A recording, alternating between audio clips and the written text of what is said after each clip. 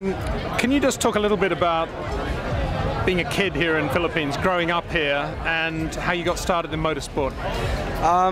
Yeah, I guess it's quite cool because literally where we had the event here for the road show, I grew up actually 10 minutes down the road on Manila Bay in a nice little flat with my parents, and it's just been yeah, it seems so far at the time because when I was growing up I really knew nothing about motorsport, and it was actually my father who got me into racing. He started racing go-karts here in the Philippines as a hobby, basically. I think he had a deal with his buddy and they were having a couple drinks, and basically he said, whatever you're gonna do, I'll do it too, and they decided on go-karts, and I guess the rest is history because the minute they put me in one, I was hooked and I wanted to be a racing driver. How did you make the break to Europe? At what stage of your life did you start coming to Europe?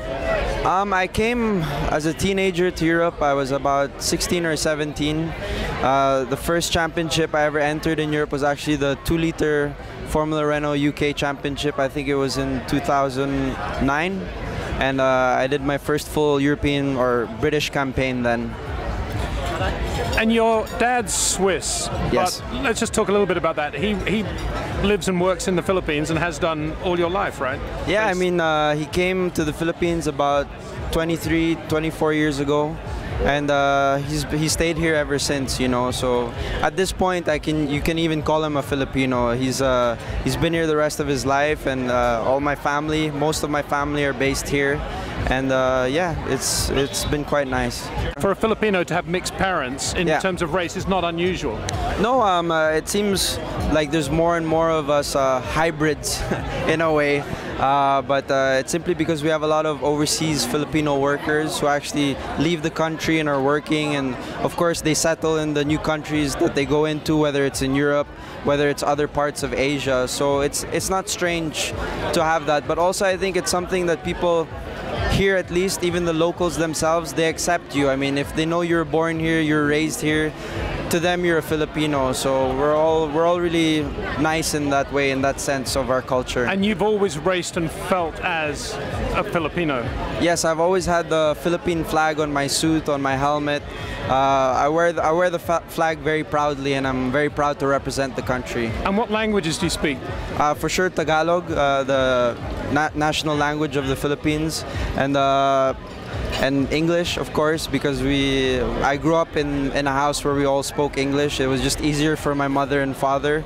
And I'd like to think I like to speak Italian or French, and of course Swiss German and German, but this is just the little bits just to get by in Europe, you know, the necessities, of course, in ordering food or stuff like this. And now it's a brilliant thing that A, you have the Lotus F1 deal, and B, that they're here starting to look at the potential of the Philippines. You know the country well, you know the economy. Can they do it? Can they come up with a budget that would enable you to do what you need to do? I hope we've raised enough awareness after this event. Of course, it's the first time. I mean, we're a very new country in terms of, you know, building our modern-day motorsport image. But we've always been very much a part of motorsport, even since the beginning. I mean, we've had greats like Dodgy Laurel, who won the Macau Grand Prix twice, and was actually, I think, on his way to win his third, but unfortunately died. And actually driven a Lotus car at the time as well. So we have a history of motorsport. I just think we never got the chance. So hopefully this roadshow, this event, the Lotus F1 team getting behind me and coming here to the Philippines all the way across Europe to support me. Hopefully it shows to the people that it just takes only a little bit more. I mean, I think the door's been as wide open as ever, as it has been in our history of motorsport. So hopefully we can capitalize on it. And there's already been one Filipino who's made it on the world stage, and that's Manny.